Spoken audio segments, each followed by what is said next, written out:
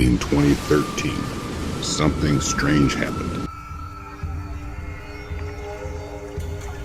Off the coast of Cape Town, South Africa, a team of marine scientists tagged a 9-foot great white shark and tracked it. 4 months later, the tracker washed up on shore. The data? It showed a terrifying final moment. The shark suddenly dove 1,900 feet deep. The temperature dropped by 30 degrees in seconds.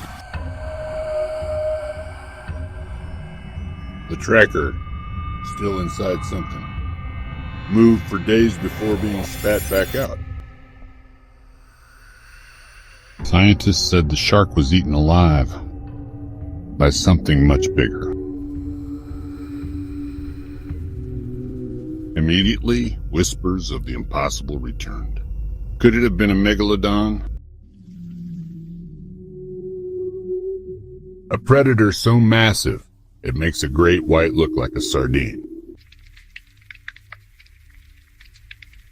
A creature officially declared extinct, but possibly still alive, lurking in the deepest, darkest corners of the ocean. And to figure out if that's possible, we need to start with what we know and what we've been told to forget. Let's be clear. The Megalodon was real. It was the largest predatory shark to ever exist, estimated up to 60 feet long, with a bite force strong enough to crush a car like a soda can. We've never found a complete skeleton. That's because sharks don't have bones. They're made of cartilage, which doesn't fossilize well. What we do find, however, are teeth. Thousands of them. But here's where it gets suspicious. All megalodon fossils are at least 2.6 million years old, supposedly. So if it still existed, we'd have new teeth, right? Well, not exactly. Fossils only form under specific pressure and sediment conditions. If megalodons died in deep sea environments or open ocean, their remains would never fossilize and therefore never be found. So maybe it's not that they're extinct. Maybe we've just been looking in the wrong place. But that's not the weirdest part, because something even more bizarre happened in 2014. In 2014, Discovery Channel's Shark Week aired a documentary called Megalodon: The Monster Shark Lives. It exploded in popularity. Over 4 million people watched it. The show presented dramatized evidence that a megalodon-sized shark could be alive today, based on alleged sightings of sonar.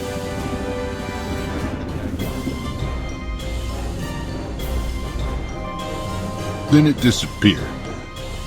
No re-airings. No full versions online. Even the promotional materials were quietly scrubbed. Discovery faced backlash for mixing fact with fiction, and suddenly, the biggest shark story in decades was erased like it never existed. But why?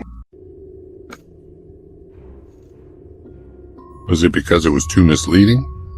Or was it too close to the truth?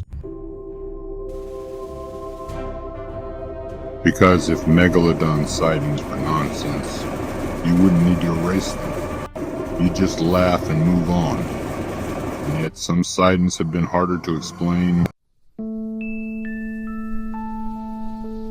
Over the last century, dozens of experienced sailors, fishermen, and divers have reported seeing something massive in the water, far larger than any known species.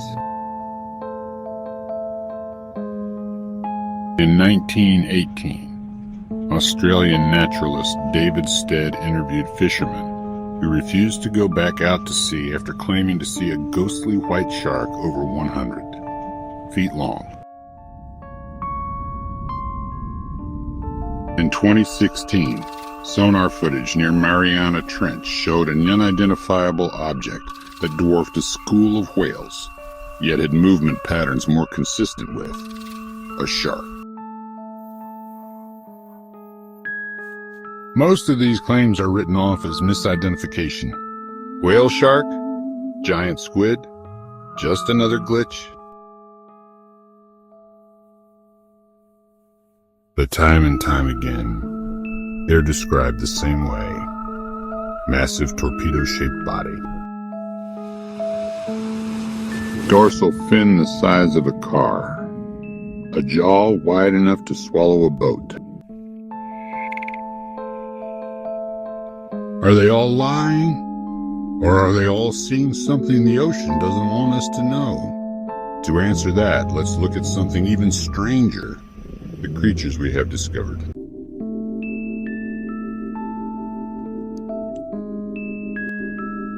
The deep ocean is the most unexplored place on Earth. Over 80% of it remains uncharted. That means we know more about the surface of Mars than we do about what's beneath our own waves. And despite that, massive new creatures are found all the time.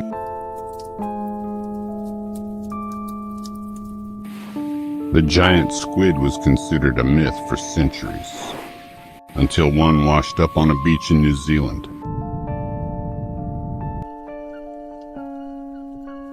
Colossal squids, frilled sharks, goblin sharks, all once thought to be extinct imaginary or folklore, all now proven real.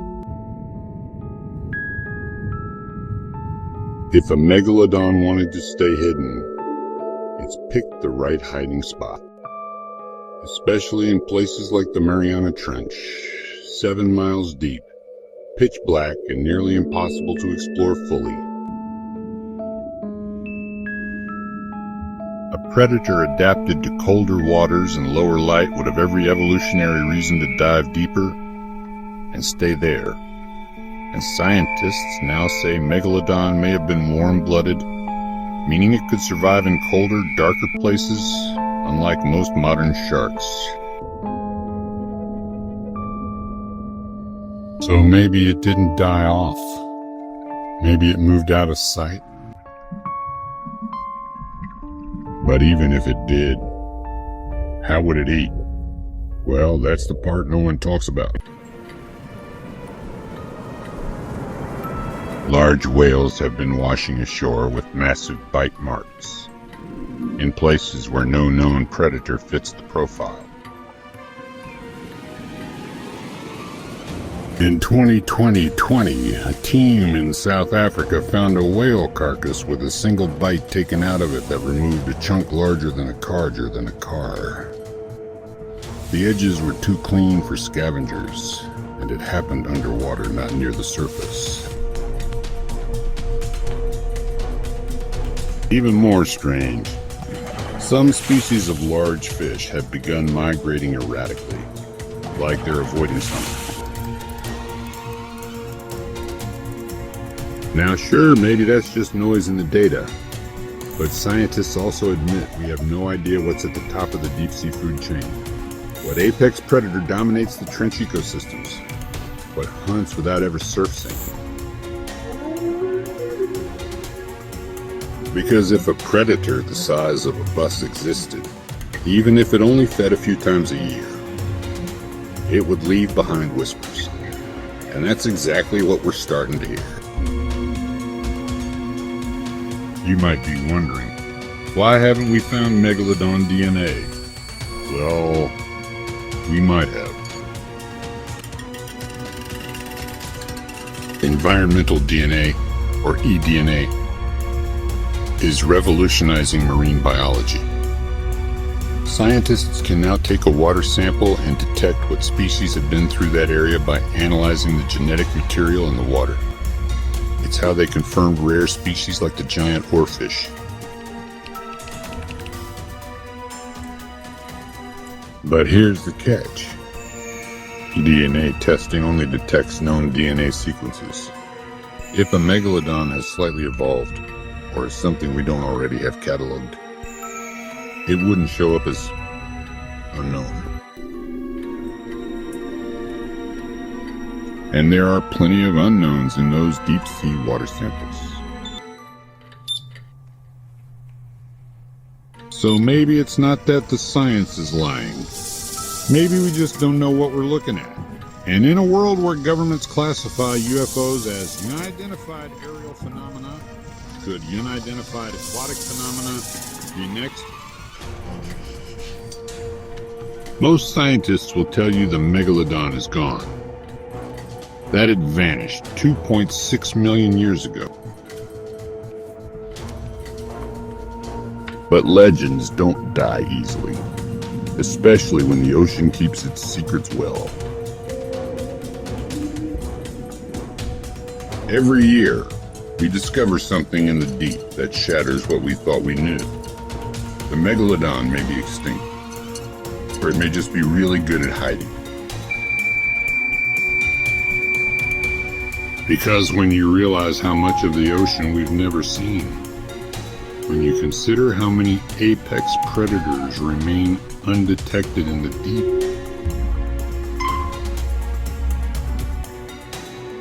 and when you hear stories of sonar blips, disappearing sharks, and 60-foot shadows, you have to ask yourself one thing: what else is still out there?